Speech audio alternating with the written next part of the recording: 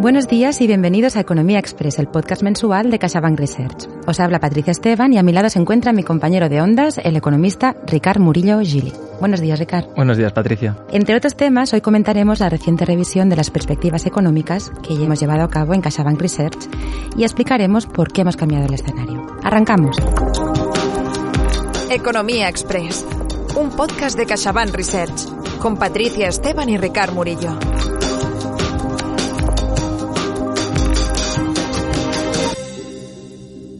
Me gustaría empezar leyendo hoy un párrafo del editorial del informe mensual de CaixaBank Research del mes de junio, que creo que es un buen punto de partida para entender la revisión y también las incertidumbres a las que os enfrentáis los economistas para hacer vuestras previsiones. A ver qué te parece, Ricard. En un corto periodo de tiempo, los economistas han tenido que actualizar sus conocimientos sobre mercados energéticos, realizar un curso acelerado sobre los efectos económicos de las enfermedades epidémicas o volver a poner en el radar el riesgo geopolítico mientras trataban de entender la naturaleza y las consecuencias de los desajustes entre oferta y demanda mundial. Por el camino se infraestimó la intensidad y duración del episodio inflacionista que se originó a principios de 2021 y la resiliencia del ciclo de negocios a todo tipo de perturbaciones y, por tanto, también la flexibilidad de las familias y las empresas para franquear los sucesivos obstáculos que han ido apareciendo en el horizonte. A ver, yo aquí veo bastantes cosas. En primer lugar, que sois como una especie de malabarista que tenéis en cuenta 1000 palillos chinos con platos rodando y que aparte, claro, que el entorno va cambiando. ¿Qué te parece esta reflexión, Ricard? Es muy interesante esta reflexión de José Ramón.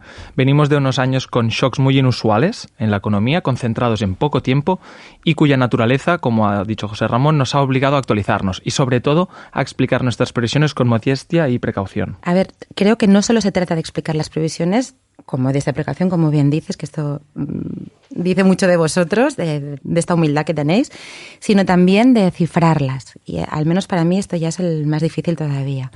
A grandes rasgos, Ricard, ¿cómo han quedado las nuevas previsiones de crecimiento para 2023 y 2024? Por lo general, hemos revisado el crecimiento del PIB al alza en 2023 y algo a la baja en 2024, dado que habrá el impacto de la elevada inflación y los elevados tipos de interés. Para poner cifras a esta perspectiva que contábamos antes, ¿no? La eurozona antes preveíamos que crecería un 0,5 en 2023, ahora esta previsión es del 0,9. Para 2024 antes teníamos un 1,6 y ahora es un 1,3. En Estados Unidos antes preveíamos un crecimiento en 2023 de 0,9 y ahora es de 1,2. Para el año que viene, sin embargo, antes teníamos un 1,4 y ahora es un 0,8. Claramente un ritmo por debajo de su potencial. En España, por ejemplo, como ya dejamos de intuir en el último mes, hemos pasado de una previsión del 1,3 al 2% en 2023 y hemos dejado casi sin cambios en la de 2024 en el 1,8%. Muy bien, entonces comentas esto que es una revisión al alza en general del crecimiento, lo que no está nada mal. En los últimos podcasts venías hablando, Ricard, de que el precio de la energía se estaba moderando. En las previsiones de materias primas de nuestro último informe hemos pasado de proyectar el precio del gas natural en Europa en promedio de 2023 de 113 euros el megavatio por hora a 51 euros, que es casi la mitad de lo que habíamos previsto en enero. Imagino que el descenso de los precios energéticos explica en parte esta revisión al alza que acabas de cifrar del crecimiento. ¿Es así? Así es. Estos menores precios energéticos nos invitan a pensar que el crecimiento va a ser mejor de lo que esperábamos en lo que queda de año, pero también nos ayuda a explicar que lo que hemos vivido hasta ahora en 2023 ha sido mejor de lo que esperábamos. ¿Nos das algunos ejemplos, Ricard? Mira, por ejemplo, las cifras del PIB del primer trimestre fueron mejores de lo previsto en la mayoría de economías. Pese a haber visto caídas del PIB en Alemania y en la eurozona, estas han sido menores de lo que preveíamos anteriormente. Y no solamente esto, sino que los indicadores de actividad publicados en lo que va de segundo trimestre, como la producción industrial, los PMIs, son mixtos, pero en general son coherentes con una expansión de la economía. Otro factor que hemos tenido en cuenta en la revisión al alza del escenario macroeconómico para 2023 y que podríamos decir que a la vez es causa y consecuencia de un buen desempeño de la actividad económica, es la fortaleza que está mostrando el mercado laboral, tanto en Estados Unidos como en la eurozona como en España, sobre todo, luego entraremos en más detalle, lo que está permitiendo a los hogares amortiguar la caída de su poder adquisitivo. Bueno, son buenas noticias, pero sin embargo he visto que nuestras nuevas previsiones dibujan crecimientos trimestrales más bien modestos para lo que queda de año, especialmente en Estados Unidos, donde proyectamos un estancamiento del PIB en la segunda mitad de 2023. ¿Esto nos puede hacer pensar que la actividad mundial no necesariamente va a evitar un escenario de enfriamiento para los próximos trimestres? Exacto. Además, no tenemos que olvidar que hay bastantes riesgos a la baja sobre este escenario. El primero, de momento parece que hemos aplacado el primer foco de este primer riesgo, ¿no? Que es la inestabilidad financiera. Recordemos lo que sucedió en Estados Unidos durante el mes de marzo con la caída de Silicon Valley Bank, pero no debemos descartar posibles nuevos episodios, además de un endurecimiento de las condiciones crediticias que frene el crecimiento económico más de lo que esperamos. Sí, aquí tengo muy presente, en relación con lo que dices, el artículo que hemos escrito este mes en el informe mensual sobre cómo el endurecimiento de las condiciones financieras puede afectar el crecimiento del PIB. Leyéndolo, me ha dado la sensación de que sus conclusiones no son especialmente positivas para la actividad económica de los próximos meses. ¿Nos explicas, por favor, el motivo, la razón? En este artículo documentamos, primero, cómo la subida de los tipos de interés por parte de FED y BCE han conseguido el objetivo de frenar la demanda de crédito y endurecer sus condiciones. Así se detalla en la Bank Lending Survey del BCE y también en la misma encuesta que realiza la FED trimestralmente. Una vez documentamos este endurecimiento, vemos que se correlaciona muy bien con lo que denominamos el impulso del crédito, que definimos como el crecimiento del crédito, la segunda derivada, que a su vez, se correlaciona muy bien con el crecimiento del PIB. Así, en vista de la subida de tipos que ha realizado la FED y el BCE, pasando por el canal crediticio y el impulso del crédito, estimamos que se podrían restar unos 2 puntos de crecimiento del PIB en Estados Unidos y un 1,5 puntos porcentuales en la eurozona. Unas cifras bastante significativas. Sí que son cifras significativas, Ricard. Sigamos con los principales riesgos que acechan sobre el escenario. El primero, decías que eran los posibles nuevos focos de inestabilidad financiera. Sí, y el endurecimiento de las condiciones crediticias. Luego están los riesgos geopolíticos. Recordemos que hay una guerra en la frontera de la Unión Europea cuyas implicaciones son todavía inciertas en cuanto a duración e intensidad. También tenemos la debilidad del sector manufacturero, que es muy visible en las encuestas de los PMIs. Seguramente contribuye también el hecho de que el impulso económico de China tras la reapertura esté siendo más modesto de lo que se esperaba. Veremos cómo evoluciona este tema. Y recientemente hemos visto cómo el Banco Central de China recortó los tipos de interés del 2% al 1,9% en una clara señal de la necesidad de estimular la economía china. Por último, el otro riesgo que destacamos son los tipos de interés y la inflación. Suponen un riesgo para el crecimiento por diversos motivos. El primero, está ampliamente documentado en la literatura académica que las subidas de los tipos de interés afectan a la economía con cierto rezago, que puede llegar a ser alrededor de 2 años. Es decir, cuando el Banco Central sube tipos hoy, la economía no se resiente este mismo trimestre, sino que puede tardar hasta 2 años en resentirse. Así, visto el agresivo aumento de los tipos de interés desde 2022, se podría correr el riesgo de que los bancos centrales los hayan subido más de lo necesario, y es algo que se observará más adelante. Por otro lado, si la inflación acaba siendo mayor de lo que esperamos, afectaría el crecimiento económico también a través de 2 canales. El primero, por un menor consumo de los hogares, ¿no? Cuando el precio aumenta, pues la demanda de bienes y servicios disminuye. Y el segundo es que en caso de que la inflación descienda más poco a poco de lo que se espera, o incluso si aumentase, los bancos centrales podrían verse obligados a continuar subiendo más los tipos de interés, con lo que comentábamos, el impacto en crecimiento económico que esto podría llegar a tener. Economía Express, el informe mensual sonoro de CaixaBank Research. Tienes disponible este y los demás episodios en Spotify, iVoox, Apple Podcast y página web www.caixabankresearch.com. Recapitulando, prevemos un mayor crecimiento para 2023 gracias a la resiliencia que ha mostrado la economía hasta ahora, pero a la vez no hay que olvidar algunos riesgos que amenazan el escenario económico y que son, en primer lugar, posibles nuevos focos de inestabilidad financiera, como los episodios que se han vivido en Estados Unidos. En segundo lugar, los riesgos geopolíticos con sus múltiples derivadas, como ya hemos visto en la guerra de Ucrania. En tercer lugar, la debilidad del sector manufacturero y, finalmente, los tipos de interés y la inflación, siempre de la mano. ¿Qué prevemos para la inflación, Ricard? Recordarás, Patricia, que en el último podcast dijimos que ya había buenas noticias en cuanto a la inflación. Pues bien, sigue siendo el caso. La caída de los precios energéticos es el principal elemento que la está empujando a la baja, en la eurozona y en Estados Unidos, pero no el único. Hay también indicios de moderación en el precio de los alimentos y presiones desinflacionistas también en el resto de bienes y servicios. Bueno, eso sí que son buenas noticias. ¿A qué se debe la moderación de los precios, Ricard? Pues mira, a 4 elementos. El primero, la solución de los cuellos de botella. Recordarás que desde 2021 estamos hablando constantemente de los cuellos de botella y cómo en las cadenas de suministro globales y cómo estas distorsiones están afectando a la economía y sobre todo también a los precios. Pues bien, diversos indicadores muestran cómo estos cuellos de botella ya se han solucionado. Por ejemplo, los costes de los contenedores en las rutas marítimas ya están en niveles prepandemia, lo que tarde o temprano se acabará reflejando en una menor inflación de los bienes. En segundo lugar, estamos ya observando también una moderación en los precios de producción de la industria, medidos a través del índice de precios de producción. En tercer lugar, también estamos observando ya dinámicas positivas en las primeras cadenas de formación de precios. Las encuestas del PMI, recordarás que contábamos el último mes cómo eran, entre las preguntas que realizan a los empresarios, hay unas que son sobre cuánto les cuestan sus insumos o las expectativas que tienen de precios de venta. Pues bien, en las respuestas que se muestran en estas encuestas se observan ya caídas de precios o al menos menores aumentos de precio con respecto al mes anterior, una dinámica claramente desinflacionista. Y por último, en el caso de Estados Unidos estamos ya también observando buenas dinámicas en lo que es el shelter, que es el componente que aglutina diversos costes de la vivienda. Es un componente que pesa mucho en la cesta de inflación de Estados Unidos y cuya tendencia está siendo claramente a la baja y es una dinámica que va a favorecer esta desinflación en Estados Unidos.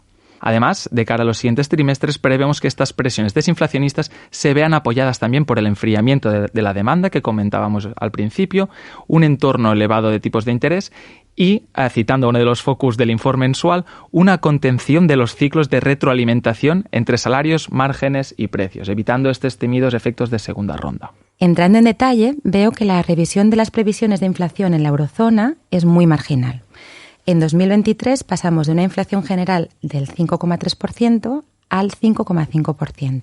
Sí, esta revisión ligeramente al alza es debido a la introducción de los datos que hemos visto en lo que va de año. Muy bien. Y luego, en 2024, la revisamos ligeramente a la baja, del 2,7% al 2,6%. Para Estados Unidos, dejamos 2023 casi sin cambios, con la inflación general en el 4,2%, mientras que en 2024 sí que revisamos más sustancialmente a la baja la inflación, del 2,7% al 2,2%. ¿Cómo afectan estas nuevas previsiones a nuestras expectativas de política monetaria, Ricard? Pues en este escenario de desaceleración del crecimiento económico y de tendencia a la baja de la inflación, vemos cerca el fin del ciclo de subidas de los tipos de interés por parte de los bancos centrales. En el informe mensual de este mes hay un artículo en el que explicamos que los tipos de interés están ahora en niveles claramente restrictivos, por encima del 5% en la FED y en el 3,5% en el BCE. Y los miembros de ambos bancos centrales han empezado a mostrar una actitud algo más prudente. ¿Con más prudentes te refieres a que hay indicios de que pausarán las subidas de tipos? Efectivamente. Me refiero a que los bancos centrales son conscientes que el impacto de las subidas de tipos sobre la economía no es inmediato, como hemos comentado antes, y recientemente han empezado a verse indicios de que la transmisión de la política monetaria está siendo efectiva. Así, prevemos que tras la última subida de tipos en su reunión de junio, el BCE realizará una más en julio y situará el DEPO en el 3,75% y el REFI en el 4,25%. Allí el BCE pausaría y no empezaría a bajar los tipos gradualmente hasta mitades de 2024. ¿Y la Reserva Federal cuándo prevemos que parará de subir tipos? En la FED, tras la pausa de la reunión de junio, preveemos que no tiene por qué haber más subidas y que la de mayo fue posiblemente la última. Sin embargo, el presidente Jerome Powell explicó que la mayoría de miembros de la FED cree que sí que van a ser necesarias más subidas de tipos en lo que resta de año. Y de hecho, los mercados financieros otorgan una posibilidad del 70% a que en julio veamos una subida adicional de tipos que los lleve hasta el 5,5%. Nosotros no descartamos que haya más subidas, pero ante las presiones desinflacionistas que comentábamos, los indicios de normalización del mercado laboral y el enfriamiento de la actividad económica, pensamos que en ausencia de sorpresas en los datos, la FED no subirá más los tipos de interés y comenzará a bajarlos gradualmente en diciembre de este año. ¿Se puede hablar entonces de que habrá un giro de política monetaria? Sí, pero no del todo. Pese a estar cayendo, la inflación continúa siendo elevada.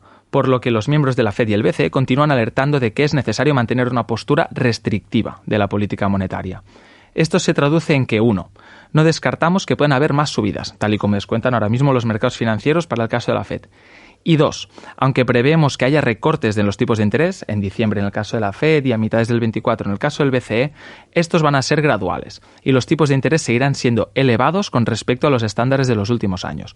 Por ejemplo, prevemos que a finales de 2024 el tipo DEPO del BCE se situará en el 3% y el tipo de interés de la Reserva Federal se situará en el 3,75%.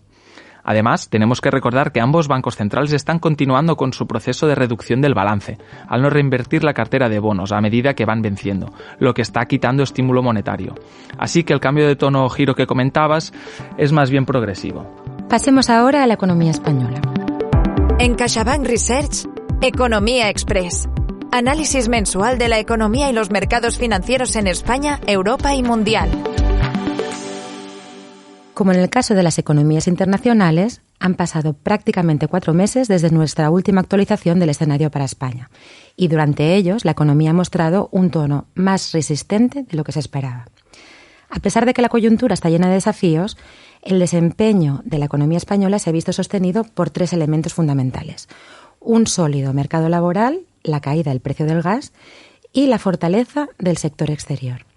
De hecho, en el artículo Las claves del mes de nuestro director de Economía Española, Oriol Aspacs, se destaca el dinamismo del sector exterior como el principal motor de la economía y dice que su comportamiento está siendo mucho más positivo aquí que en otros países de la Unión Europea.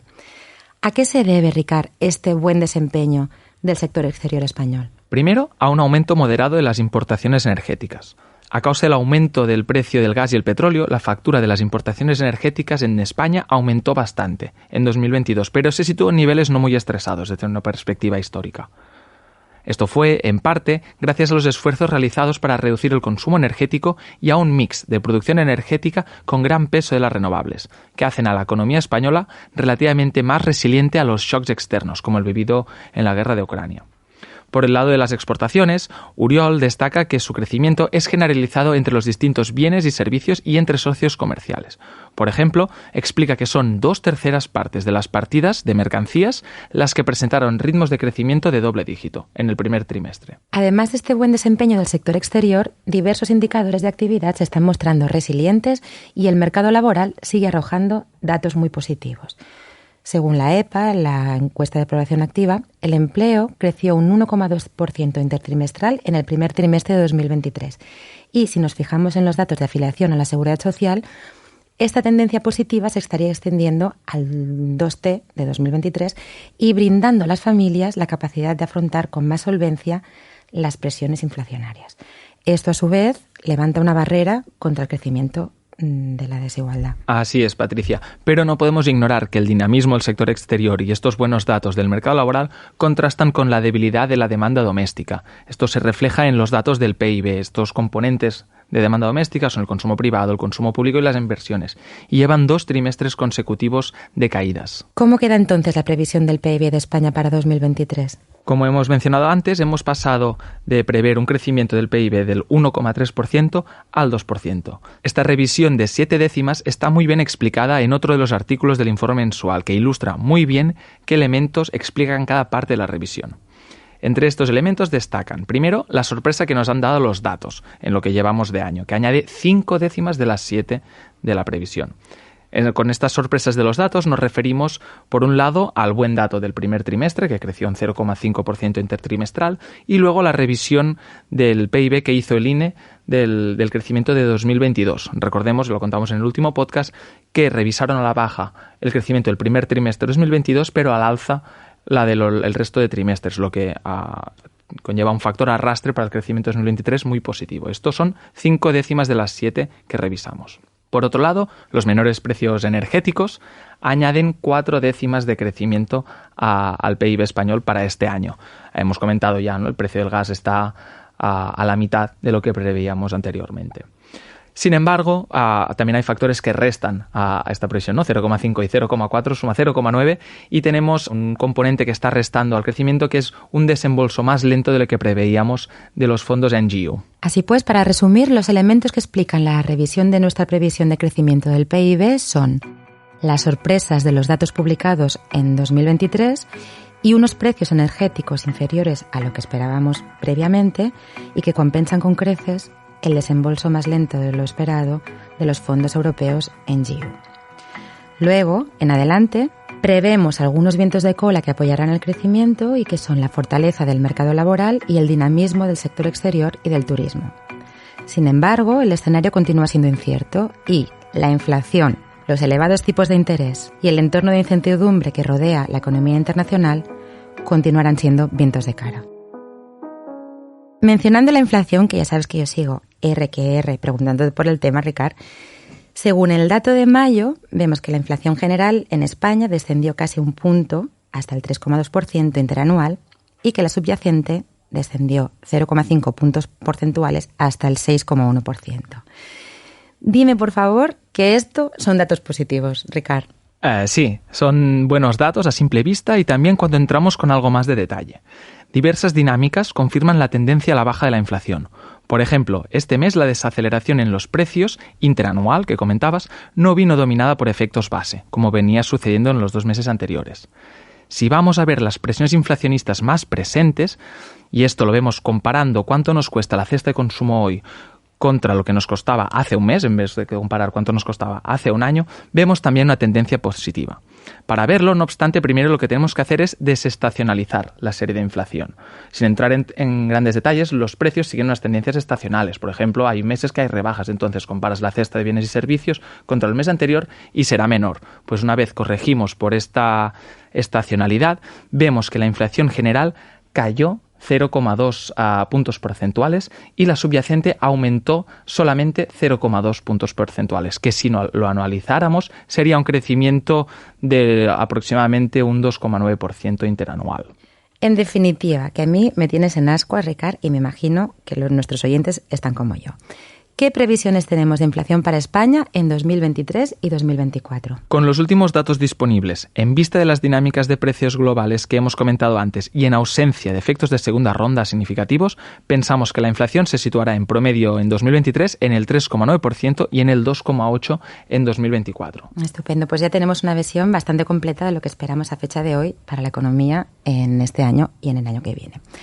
Aprovecho para recordar a nuestros oyentes que el nuevo escenario está disponible en el informe mensual de junio de CaixaBank Research. Y además, os quería comentar que en este informe mensual también hemos publicado un dossier muy, muy interesante sobre la generación de los baby boomers. Para los que no lo sepáis, la generación del baby boom nació en España entre los años 1958 y 1975, periodo que se corresponde con el boom de la tasa de natalidad. Pues bien, la primera cohorte de baby boomers cumple justo 65 años en este 2023, lo que significa que a partir de este año toda la generación se irá jubilando. Por este motivo hemos aprovechado para escribir un dossier de 6 artículos en el que analizamos su perfil demográfico, financiero y de consumo, el reto que supone toda esta jubilación masiva para la sostenibilidad del sistema de pensiones.